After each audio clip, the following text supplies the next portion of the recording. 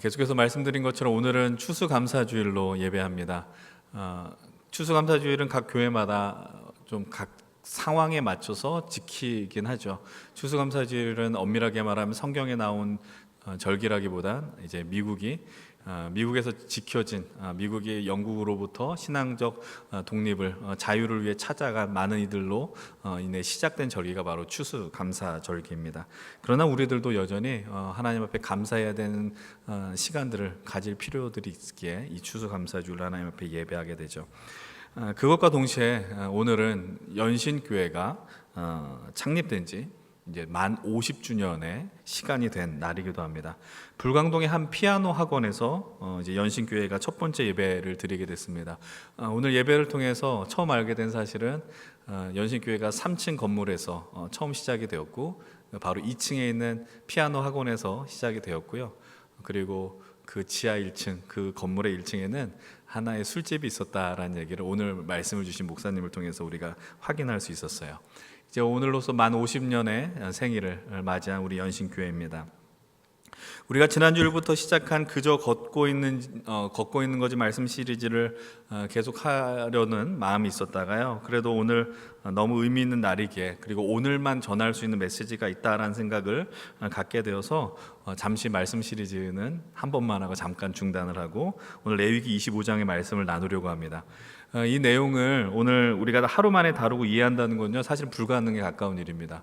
레위기 25장의 본문은 조금은 어렵기도 하고 또 오늘 우리가 살아가는 이 시대의 가치와 너무나도 부딪히는 것이 있기 때문에 오늘 하루 만에 이걸 나눈다는 건 쉽지 않은 일인지 모르겠습니다.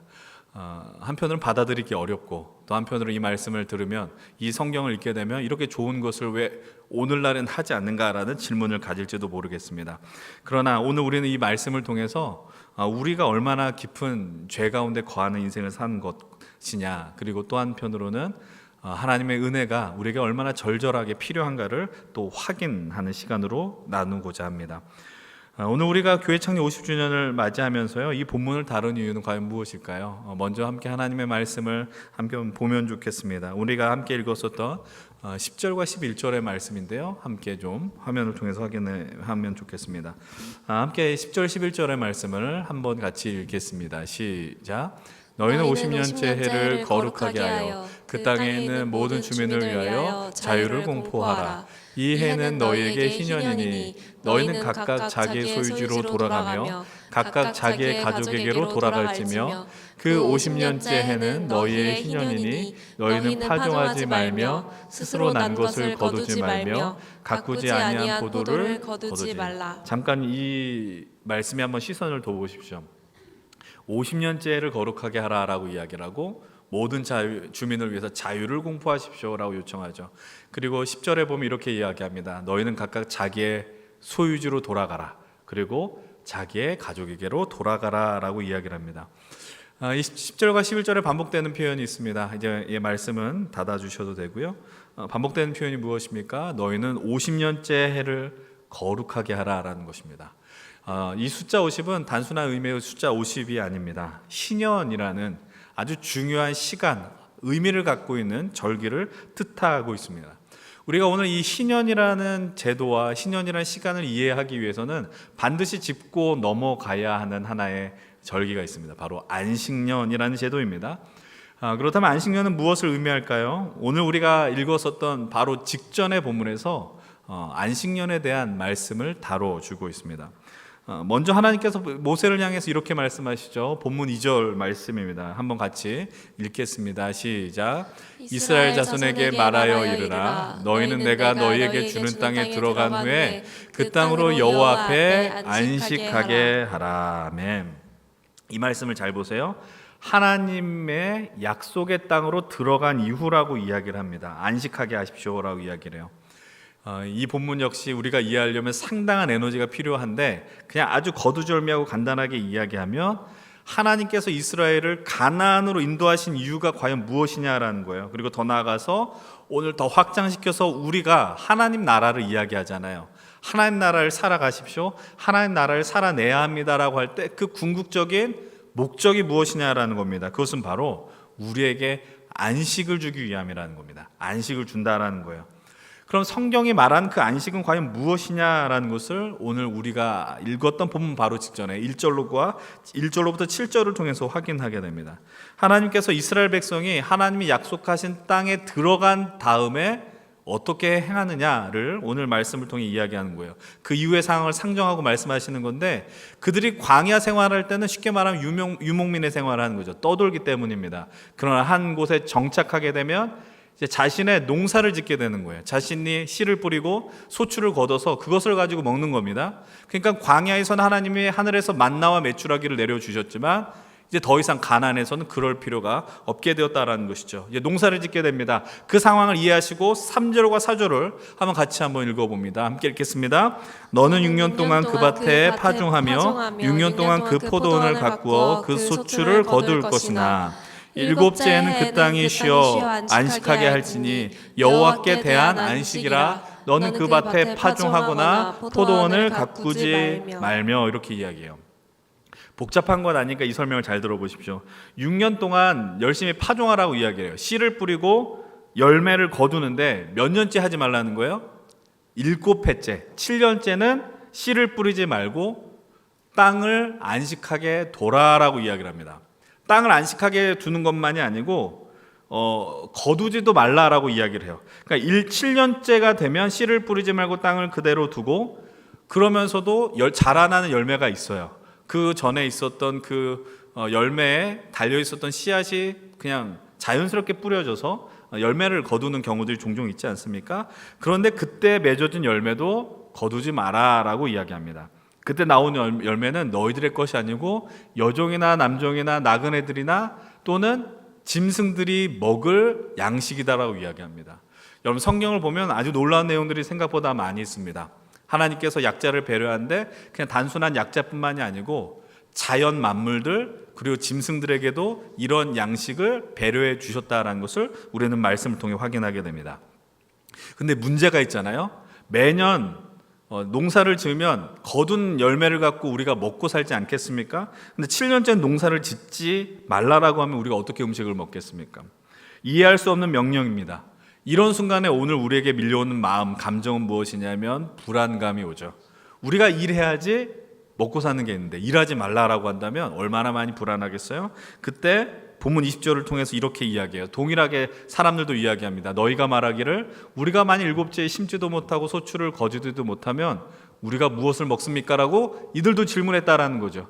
그때 하나님이 주시는 말씀은 이것입니다. 21절과 22절의 말씀인데 함께 한번 읽어보겠습니다. 시작.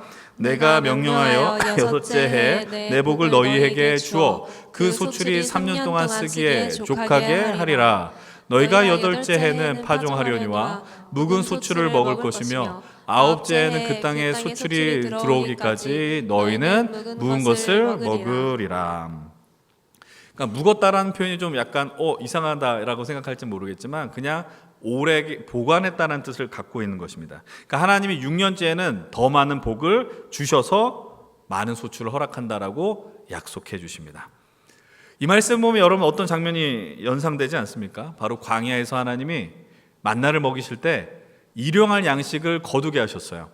그러니까 하루 먹을 양식을 넘게 거두게 되면 하루가 지나면 그것이 썩게 돼버립니다. 먹지 못한 음식이 되는 것이죠. 근데 안식일에는 만나를 거두지 않도록 만드셨습니다. 그래서 6일째에는 이틀치의 양식을 거두도록 하셨어요. 마찬가지입니다. 하나님은 7년째 안식년을 허락하셨을 때 그 전년도 6년째 더 많은 소출을 허락하셔서 그 7년째는 진정으로 안식할 수 있도록 허락하신다라고 약속하십니다. 그럼 이제 우리가 한 가지 질문을 던질 수 있어요. 이제 질문을 많이 던지셔야 돼요. 말씀을 보실 때. 그러면 왜 안식년을 주셨냐라는 겁니다. 하나님께서 왜 7년째 안식하라라고 요청을 하셨을까? 이 주제로 더 깊은 나눔을 할 수 있고 말씀을 나눌 수 있지만 간단하게 말씀을 드립니다. 우리가 흔히 인식하는 안식은요, 쉰다라고 생각을 합니다. 여러분들이 치열하게 살아가면서 어떠한 공휴일이 있거나 소위 말하는 달력에 빨간 날이 오면 나 그때 안식해 라고 생각하지 않습니까? 우리가 그것을 안식이라고 생각하는데 한번 생각해 보세요. 7년째 아무 일도 하지 않게 하는 안식을 제도로 만들어서 여러분들에게 준다면 우리는 어떤 마음이 들까요? 이미 저는 이 질문에 대한 대답을 여러분들에게 말씀드렸습니다. 그것은 바로 불안함과 두려움이 밀려옵니다. 여러분, 우리가 한참 일하다가 쉼이 오는 건 참 좋지 않습니까? 그런데 그 쉼의 기간이 늘어나게 되면 우리는 참으로 두려워하게 되죠. 왜 그럴까요? 간단합니다. 내가 앞으로 무엇을 먹고 살 것인가, 어떻게 살 것인가에 대한 걱정과 근심이 막 몰려온다라는 거죠. 이 시대 많은 젊은 사람들이 이런 대답을 했다라고 하더라고요. 많은 월급을 누리며 바쁘게 살 것을 선택하시겠습니까? 아니면 소위 말하는 워라밸을 택하며 살겠습니까? 라고 할 때 점점 비율이 나름의 쉼이 보장되는 직업을 택하겠다라는 비율이 훨씬 더 많이 올라간 시대를 오늘 우리는 살아가고 있습니다. 그러나 그럼에도 불구하고 만약에 우리가 아무런 일도 하지 않고 그냥 그 시간을 보내게 될 때 정말 의도하지 않은 쉼이 길어지면 우리의 불안감은 점점 깊어질 것입니다. 이럴 때 하나님이 요청하는 게 뭘까요? 안식년을 통해서 우리에게 말씀하는 건 무엇일까요? 심플합니다. 나를 신뢰하라라는 겁니다. 나를 믿으라라는 것이죠. 더 의지해라. 하나님이 성경을 통해서 말하는 안식은 너희들이 바쁜데 잠깐 쉬어, 이런 수준의 안식을 이야기하는 게 아닙니다. 나를 신뢰하라라는 겁니다. 하나님을 더 의지하라라는 것입니다. 진실로 성경이 말하는 진정한 안식은 하나님의 품 안에 거하는 것이고 하나님께서 직접 먹여주시고 입혀주시고 인도하심을 누리는 겁니다. 그냥 막연하게 우리가 여가 생활을 하는 게 안식이 아닙니다. 그런 수준의 쉼을 안식이라고 부르지 않습니다.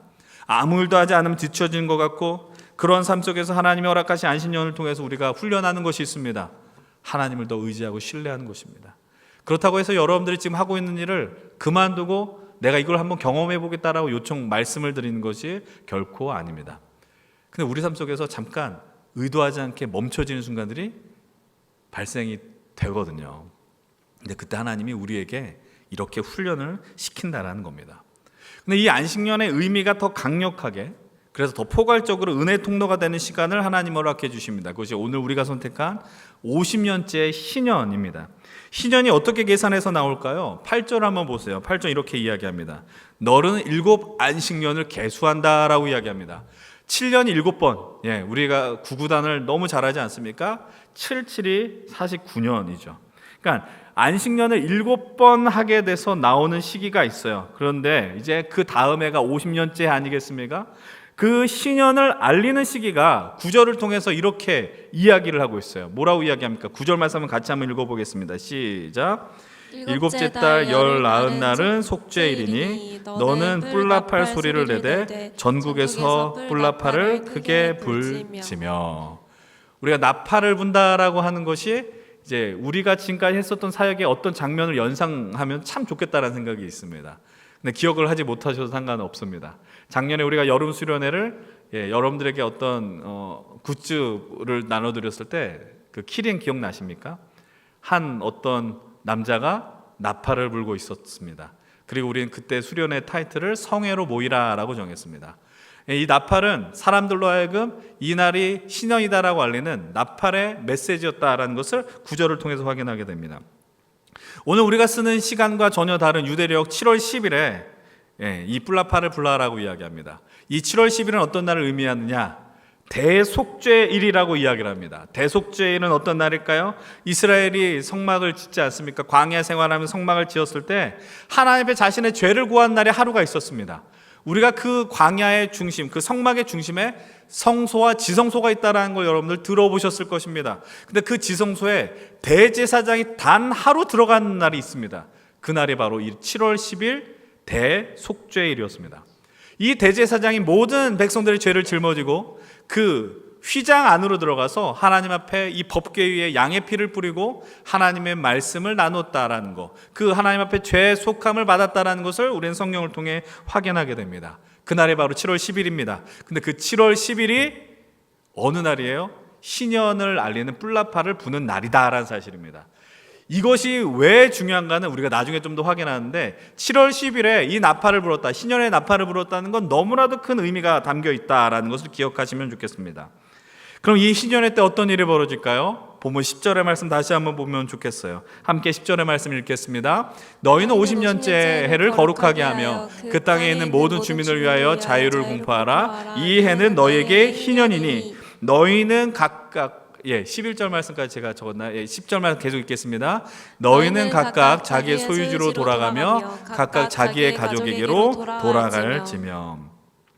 모든 주민을 향하여서 자유를 선포하라라고 이야기를 합니다. 근데 어떤 일이 벌어지느냐? 아까 말씀드렸던 것처럼 자기의 소유지로 돌아가시고 자기의 가족에게로 돌아가라라고 이야기합니다. 이제 우리는 이 말씀의 의미가 무엇인지를 아주 짧고 굵게 나누려고 합니다. 오늘 이 말씀을 좀 더 세심하게 봅니다. 이 말씀과 연결해 13절을 한번 같이 읽어봅시다. 13절 이렇게 이야기합니다. 이 희년에는 너희가 각기 자기의 소유지로 돌아갈지라. 자기 소유주로 간다는 말이 과연 무엇일까요? 그리고 14절도 한번 보십시오. 14절 같이 읽겠습니다.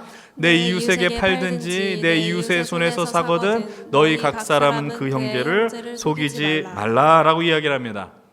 그러니까 형제 간에 각 그 유대인들 간에 이스라엘 백성들 간에 사고 파는 것이 있다라고 이야기를 합니다. 그 사고 파는 것이 과연 무엇이냐? 그것은 바로 땅입니다. 땅을 사고 파는 것입니다. 혹시 여기에서 땅을 사고 판 경험이 있으신 분들 계십니까?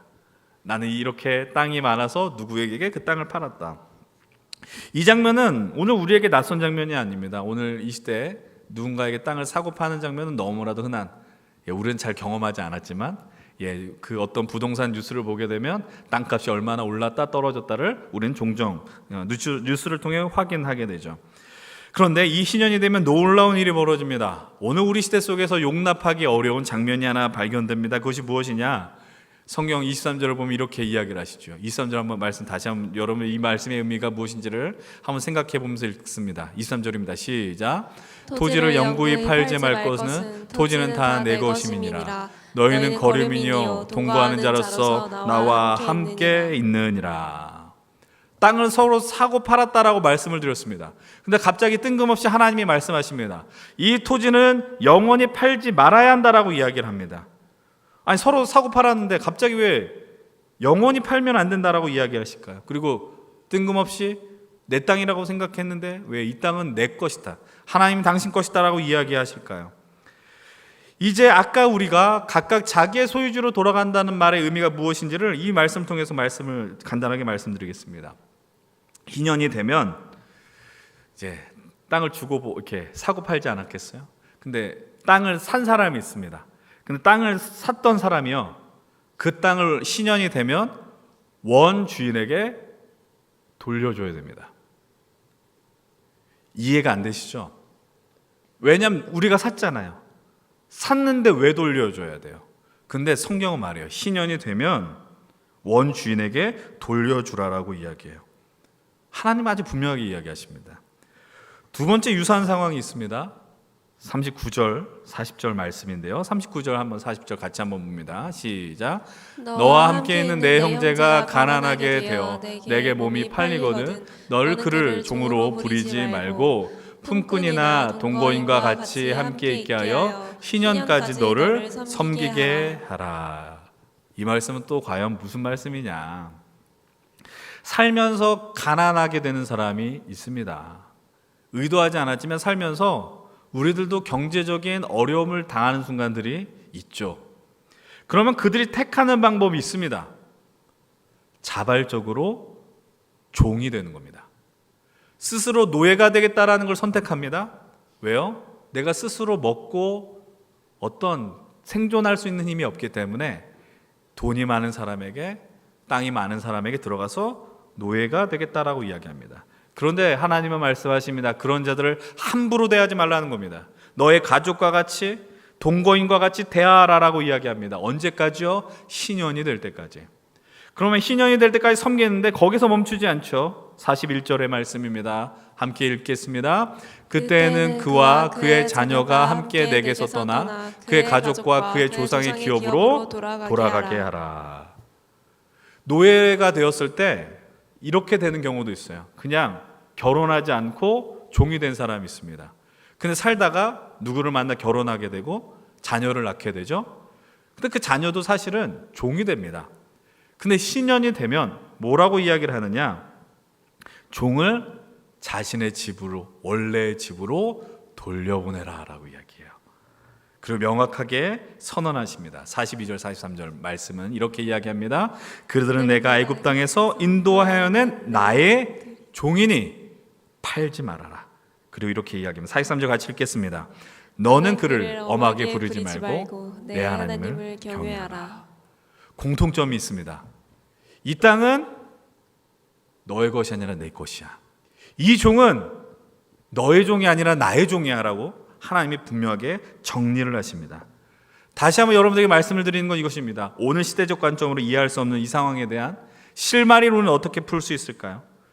안식년을 통해 하나님께서는 자신을 신뢰하라고 우리에게 요청하시고, 신년을 통해서는 우리가 샀었던 땅을, 그리고 스스로 종이 된 자를 신년이 되면 다시 돌려주라라고 명령하신 이유를 우리는 발견하게 됩니다. 다시 땅 이야기로 가면 좋겠어요. 여호수아에서 하나님이 약속하신 가나안 땅을 그들이 입성하게 됩니다. 그리고 하나님은 12지파별로 땅을 분배해 주시고 이 땅은 이렇게 되는 겁니다. 하나님의 영원한 기업이 될 것이다 라고 이야기합니다. 그 땅은 하나님이 이스라엘의 유다 지파에게 땅을 줬을지라도, 베냐민 지파에게 땅을 줬을지라도 베냐민 지파의 것도 아니며 유다 지파의 것이 아니라 당신 자신의 것이다 라고 오늘 말씀하고 계십니다. 하나님께서 그러면 왜 이렇게 땅에 관심이 많으실까요? 하나님께서 익히 부동산의 가치를 아셨기 때문일까요? 하나님 그것을 아셔서 미리 땅을 다 내가 갖고 어떤 이익을 보기 위해서일까요? 당연히 아니겠죠. 이 땅의 개념은 하나님의 통치 개념이죠. 하나님의 나라 우리가 계속 이야기하지 않았습니까? 이 땅을 바라보면서 그곳에 경작하면서 이 땅의 주인이 하나님의 것이다 라는 걸 인식하면 어떤 일이 벌어질까요? 하나님께서 우리가 농사를 짓고 이 열매를 주신 것도 누구의 것이다? 누구의 은혜다? 하나님의 은혜다라는 걸 고백할 수 있지 않겠습니까? 그런데 살면서 경제적인 어려움이 벌어지게 되잖아요. 그러면은 그 문제를 해결하기 위한 하나의 방법이 있습니다. 땅을 파는 겁니다. 힘드니까 땅을 파는 거예요. 힘드니까 내가 스스로 종이 되는 거예요. 그러니까 내가 무언가 한몫 잡기 위해서가 아니에요. 이건 하나님이 내게 주신 선물이고 조상 때로부터 물려온 땅이었어요. 그런데 그것을 팔 수밖에 없는 현실이 있어요. 힘들기 때문이죠. 먹고 살기가 어렵기 때문이죠. 그래서 그 땅을 파는 겁니다. 근데 그거에 대한 원칙이 있습니다. 이것도 재밌어요. 15절 16절 말씀 한번 잘 보십시오. 신년 후에 연수를 따라서 살라고 요청을 합니다. 그럼 16절 말씀 한번 같이 한번 읽겠어요. 16절 말씀 한번 같이 읽겠습니다. 시작. 연수가 많으면 너는 그것의 값을 많이 매기고 연수가 적으면 너는 그것의 값을 적게 매길지니 곧 그가 소출의 다소를 따라서 내게 팔 것이라. 이거 한번 화면 두시고요. 이런 겁니다. 신년의 주기가 있지 않습니까? 50년 단위의 주기란 말이죠. 그런데 그 사람이 너무나도 힘들어서 신년이 되기까지 한 40년 세월이 남았다라고 한번 생각해 보세요. 그럼 40년 동안 그 땅을 사는 사람은 40년간에 얻을 수많은 소출, 열매들이 있습니다. 그러니까 남은 기간이 많으면 많을수록 파는 사람한테 더 많은 값을 쳐주는 거예요. 그런데 신년이 되기까지 5년 정도밖에 되지 않았다면 40년보다 더 적은 5년치의 값만 치르고 이 사람에게 땅을 사면 됩니다. 왜요? 신년이 되면 어차피 돌려주는 거니까. 여러분 생각보다 상당히 공정하게 법이 만들어졌습니다.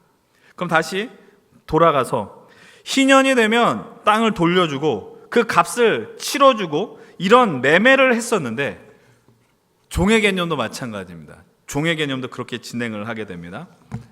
더 이상 안 보여주셔도 되는데 잘 따라와 주셨으면 좋겠어요. 하나님이 이렇게 이야기하는 겁니다. 땅도 내 것이고 종도 자신의 것이다라고 말씀하시고 있어요. 그럼 이 신년이 갖고 있는 위대한 가치가 과연 뭐냐라는 거예요. 신년이 갖고 있는 정말 그 위대한 가치는 무엇이냐? 간단합니다. 리셋입니다. 리셋. 모든 것이 다 원래대로 가는 것을 의미합니다. 다르게 표현하면요, 경제적인 어려움과 고통 속에 있는 사람들에게 무엇을 주는 겁니까? 기회를 주는 거예요. 살 수 없는 기회를 준다고요. 하나님이 주신 소중한 땅을 팔 수밖에 없는 그 사람에게 새로운 살 수 있는 시작점을 줍니다. 그것을 팔 수밖에 없는 그 현실은 자신들의 탐욕 때문이 아니라고 말씀드렸습니다. 그럴 수밖에 없는 상황이 있기 때문이죠. 누가 종이 되기를 원하겠습니까? 누가 자발적으로 나는 누군가에게 나는 노예 근성이 있어서 그렇게 살태하라고 누가 이야기하겠습니까? 그럴 수밖에 없는 현실이 놓여져 있기 때문에 그는 자발적인 종이 되는 겁니다. 물론 주인이 너무나도 좋아서 난 이 사람한테 영원한 종이 되겠습니다라고 하는 그런 마음을 갖고 사는 사람들도 있지만, 하나님은 그들에게 다시 살 소망을 갖게 해요. 다시 살 기회를 주신다라는 거죠. 오늘도 이런 유사한 제도가 있지 않습니까? 파산 회생을 신청하면 파산한 사람이 개인 회생이나 어떤 기업을 회생하도록 그 신청을 하면은 다시 한번 그들의 기회를 주는 제도들이 있습니다. 근데 문제는 그 제도를 악용하면 문제겠죠. 근데 이렇게 기회를 준다는 건 하나님의 마음이 담겨 있는 성경적인 접근이라는 걸 우리는 발견하셔야 돼요. 이것이 어떤 경제적인 회생의 문제만이 아니라 영적인 관점에서도 너무나도 중요하다는 걸 발견합니다. 제가 말씀드렸습니다. 이신년이 언제 선포되었다고 말씀드렸습니까? 7월 10일이라고 말씀드렸습니다. 7월 10일은 대속죄일이에요. 대속죄일은 어떤 거예요? 1년 단 한 차례 제사장이 들어가서 백성들의 죄를 다 짊어지고 들어가서 어떻게 되는 거예요? 역시 리셋입니다. 하나님이 우리의 죄를 다 용서해 주셨다라고 한 그날이 7월 10일 대속죄일입니다. 하나님이 우리에게 베풀어 주신 가장 위대한 사랑이 무엇이에요? 예수 그리스도의 십자가입니다. 예수 그리스도께서 십자가에 달리셔서 우리의 모든 죄, 과거의 죄, 현재의 죄, 미래에 지을 죄까지도 대신 짊어지시고 우리로 하여금 죄 억압에서 자유하게 누림을, 자유를 허락해 주셨다는 걸 우리는 신년을 통해서 발견하게 됩니다. 이걸 다르게 표현하면 이겁니다. 받아들일 수 없지만 극악무도한 죄인일지라도 예수 안에서 진실로 회개하면 그들은 돌이킬 수 있는 생명의 기회가 있다라는 겁니다. 아까 종에 대한 이야기를 할 때 함부로 그 종에게 하지 말라고 하나님은 요청하십니다. 주인을 향해서. 혹시 여러분들 사업장을 갖고 있는 사장님이십니까? 어떤 기업의 오너이십니까? 어떤 내가 사업체를 갖고 누군가를 고용하는 위치에 있습니까? 하나님은 말씀하십니다. 함부로 대하지 말라라고 이야기합니다. 공감이 안 되죠? 그러니까 우리가 누군가를 생각해요. 성경에서는 이야기해요. 그들을 함부로 대하지 말라라는 거예요. 이것을 한번 우리의 현실을 끌어보면 어떻게 할 수 있을까요? 우리가 지금 기업은 갖고 있지 않고 사업장을 갖고 있지 않고 누군가를 고용하지 않고 있지만 이걸 다른 관점으로 보면 이렇게 해석할 수 있어요. 우리 삶 속에서 불편한 사람들이 있다고요. 미운 사람들도 있고 저 사람 어떻게 할까? 이런 마음을 갖고 살아가는 사람들이 있는데 그러면서 우리가 어떤 질문까지 나간지 아십니까? 야, 저 사람도 구원받냐? 이 질문을 하게 되는 거예요. 저 사람 하나님 사랑하실까? 저 사람 구원받을 수 있을까? 저 사람에게도 십자가의 은혜가 임할까? 이런 생각하는 순간들이 있지 않습니까? 그런데 그런 생각의 흐름 속에서 딱 멈춰지는 지점이 하나 있는데 그게 뭐냐면 나 같은 인생도 하나님이 구원해 주셨는데 라는 거예요. 하나님이 나 같은 인생도 살려주셨는데 쟤에게는 저 사람에게는 기회 안 주겠냐라는 거예요. 당연히 주셨죠. 그 생각의 흐름으로 가게 되면 우리는 우리의 어떠한 마음의 흐름이 중단되고 멈춰질 수 있다는 겁니다. 근데 오늘 우리 시대는요 너무나도 망가져 있잖아요. 깨어져 있잖아요. 어떤 일들이 벌어져요. 사람들이 쉽게 사람들 너무나도 많이 정죄합니다. 심판하려고 합니다. 여론재판이란 말이 나옵니다. 그냥 한 사람 어디에 어떤 거에 올려놓고 쉽게 비난하는 일들, 정말 정작 힘이 있는 사람들을 향해서는 정말 심판받아야 한 사람들에게는 손가락질하지 못하면서 만만한 사람들을 어디에 그 입방아에 올리면서 하는 일들을 우리가 너무 많이 하지 않느냐라는 거예요. 신년은 이겁니다. 누구도 회복할 수 있는 기회가 있다는 거예요. 누구에게도 다시 시작할 기회가 있다는 겁니다. 기억하십시오. 우리는요 감히 누구에게 구원받을 기회나 생명의 기회를 빼앗을 자격이 없어요. 왜냐 우리가 그렇게 구원받은 인생들이기 때문입니다. 여러분 이 희년의 이야기를 들으면서 어떠한 마음이 들으십니까? 이 희년이 정말로 오늘 우리가 살아가는 이 시대 2024년에 벌어진다면 정말 놀라울 것 같지 않습니까? 아니 한편으로는 이 사건이 이 장면이 오늘 우리가 살아가는 시대와 어울리느냐라는 생각이 들지 않습니까? 그런데 더 놀라운 이야기를 말씀을 드리겠습니다. 구약에서는 희년을 지켰다라는 장면이 하나도 등장하지 않습니다. 구약 성경에서 이 희년을 따라 살았다라고 하는 장면은 하나도 나오지 않습니다. 희년을 암시하는 표현들이 종종 발견되지만 이스라엘 백성들이 하나님의 말씀을 따라서 희년을 지켰다라는 건 나오지 않아요. 이 말의 의미가 무엇일까요? 이렇게 좋은 제도가 진행되지 못한 이유는 무엇일까요? 간단합니다. 인간의 본성이 이 말씀 앞에 순종하지 못하겠다는 겁니다. 그 본성은 어떤 본성일까요? 죄악된 본성입니다. 여러분, 이 신년은요, 모든 부채를 탕감해주는 제도입니다. 노예를 해방시키는 제도이고, 이 땅을 원래 소유지 주인에게 돌려주는 제도입니다. 근데 이 신년이 가장 불편한 사람이 있었겠죠. 이 신년이 너무나도 싫은 사람들이 있었겠죠. 누가 싫었겠습니까?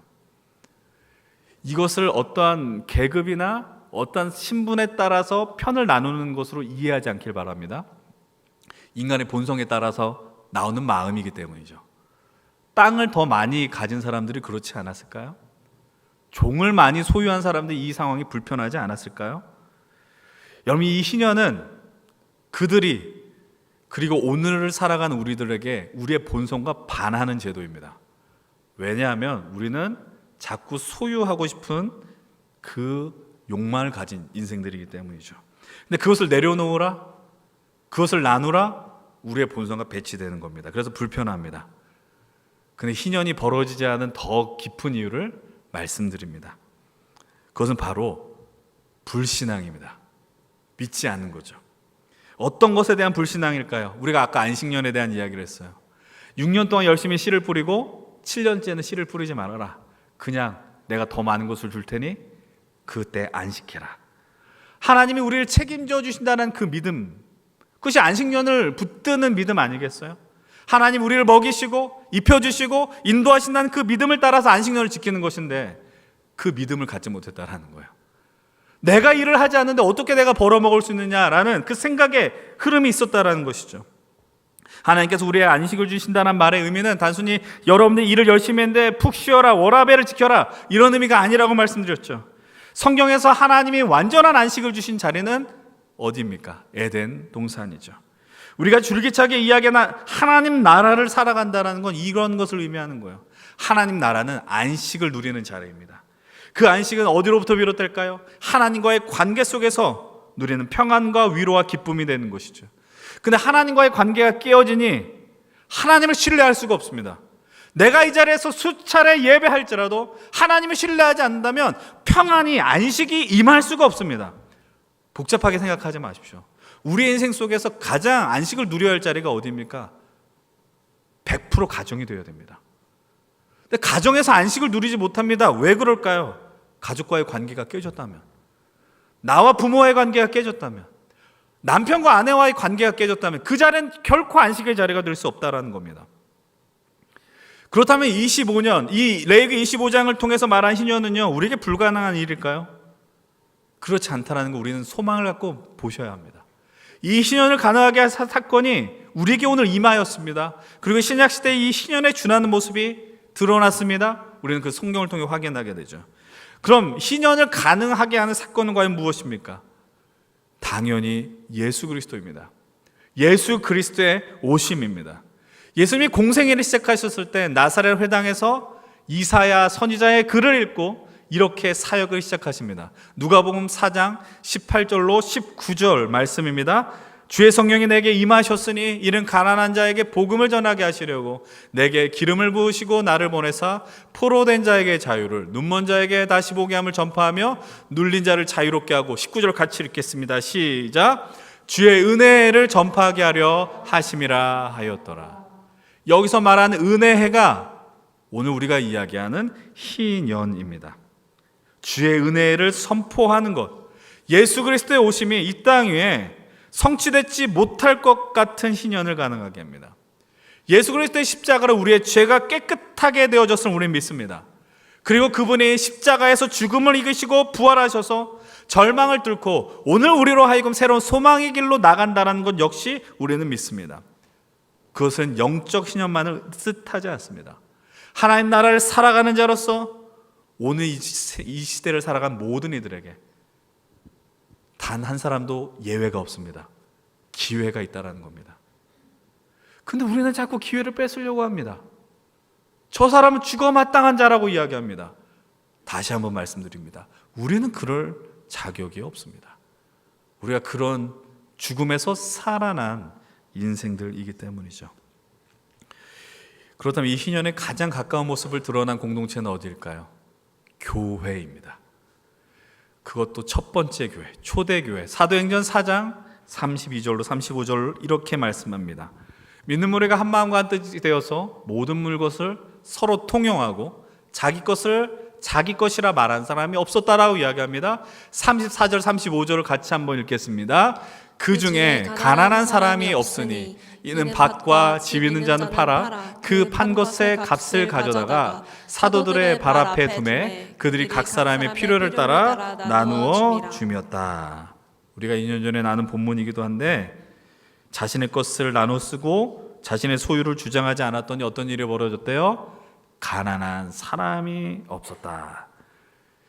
신년의 정신을 따라 살아가는 공동체는 어떤 일이 벌어져요? 가난한 사람이 없게 돼요.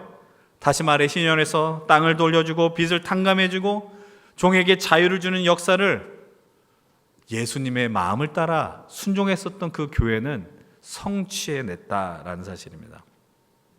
오늘 우리는 신년의 정신을 이룰 수 없는 시대를 살아가는 것 같습니다. 우리 스스로의 모습을 봐도 그렇고 이렇게 살라는 것이 용납이 되지 않는 것 같아요. 내 것인데 왜 주라고 합니까? 라는 것이죠. 그러나 기억하셔야 합니다. 예수님 당신 자신이 신년이 되셨습니다. 신년의 정신을 구현하셨고 교회는 우리가 흔히 뭐라고 이야기해요? 예수님의 몸된 교회라고 이야기해요. 그럼 교회는 신년의 정신을 구현하며 살아가야 됩니다. 똑같이 살 수는 없겠죠. 땅을 돌려주거나 오늘과 같이 사유재산 이렇게 강력한 시대 속에서 땅을 내놓으십시오. 다 들고 일어나지 않겠어요? 그렇지만 우리가 어떻게든 이렇게 살려고 조금이라도 마음에 도전을 품으면 어떻겠습니까? 연신교회 이제 오늘로써 50주년이 되었어요. 그래서 우리 교회는 시각장애인 50명을 위한 개안 수술할 수 있도록 헌금을 하나님 앞에 드렸습니다. 그리고 우리 노회 50기 교회를 선정해서 많은 액수의 돈은 아니지만 함께 하나님 나라를 꿈꾸는 교회가 되기에 그들을 향하여서 작은 정성을 보여주고자 했습니다. 주님께서 그냥 우리에게 50년이 됐으니 그 사역을 하라라고 하셨을까요? 그러면 신년이 되는 해에만 이런 일을 해야 하는 것일까요? 아닙니다. 신년은 그냥 과거의 어떤 역사, 그냥 역사책에 박제된 좋은 사례가 아니라 도전하셔야 되죠. 우리가 오늘 이 시대에 하나님의 은혜를 나타내는 제도가 될 수 있고 하나님 나라를 살 수 있는 그 모습이 바로 신년이다라는 것을 발견하셔야 합니다. 제가 종종 이야기하지만 오랜 시간 설교를 하면서 이 본문을 갖고 설교하는 건 처음입니다. 교회 50주년을 맞이한 교회가 없었을 수도 있지만 사실은 쉽지 않은 내용이거든요. 지금 불편한 내용이기도 하고 어떻게 이런 이야기를 할 수 있을까? 그리고 오늘 이 시대에 이 내용들이 가능할까? 근데 읽어보니까 해야 된다라는 생각이 들었어요. 왜냐하면 하나님 우리에게 궁극적으로 온전한 안식을 주시기 원한다라는 것을 발견했기 때문입니다. 근데 기억하셔야 할 건 우리만 누리는 게 아니고 온 세상이 안식을 누린다라는 거예요. 그래서 희년을 제정하셨고요. 그리고 희년의 역사가 나타내기를 원하세요. 그럼 누가 하겠습니까? 대한민국 정부를 향해서 희년의 정신을 감당하라고 요청하겠어요? 물론 과거에 교회가 있었던 일들을 이제 지방자치 정부들이 하고 중앙정부가 하기도 해요. 그걸 뭐라고 이야기해요? 복지라고 이야기를 해요. 교회들이 예전에 그것을 거의 다 했었습니다. 그러나 교회의 역할을 이제는 국가가 대신하기도 하죠. 그러나 여전히 교회가 해야 할 일은 여전히 있다라는 겁니다. 지금 그것을 어떻게 할까 제시하기에는 너무나도 쉽지는 않은 것 같지만 오늘 2024년 그리고 다가올 2025년을 살아가는 우리 연신교회, 새로운 50년을 준비하는 연신교회, 그리고 우리 힘센 청년부는 어떻게 이 신년을 살아낼지 함께 고민하고 기도할 수 있었으면 좋겠어요. 내년 공동체 방향을 이렇게 정해봤습니다. 일상의 은혜, 하나님 일상에서 누리는 하나님 나라. 정확하게 타이틀은 정하지 않았지만 그 방향성을 갖고 나아가려고 합니다. 신년이라는 건 어떤 프로그램이나 어떠한 제도를 통해서 이루어내는 건 아닌 것 같아요. 우리 일상에서 아까 말씀드렸죠.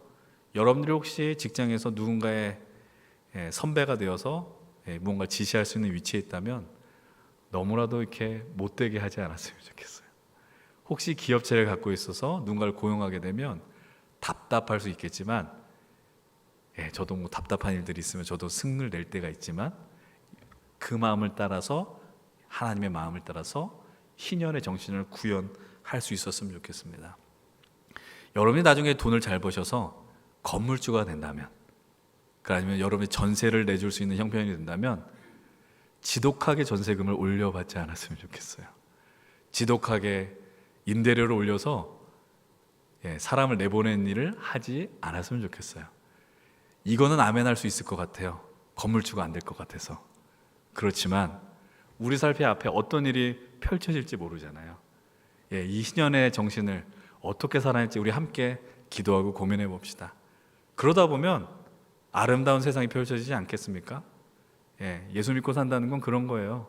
그냥 우리만 믿고 구원받지, 예수님을 너무 좁게 축소하지 마십시다. 정말 이 세상 모든 곳이 하나님의 나라가 될 수 있도록 우리가 함께 도전하는 거예요. 저도 마찬가지고. 그래서 우리가 하나님 나라를 꿈꿀 수 있도록, 그리고 하나님 나라를 살아낼 수 있도록 그런 멋진 하나님의 자녀들이 되시길 주의 이름으로 간절히 축원을 드립니다.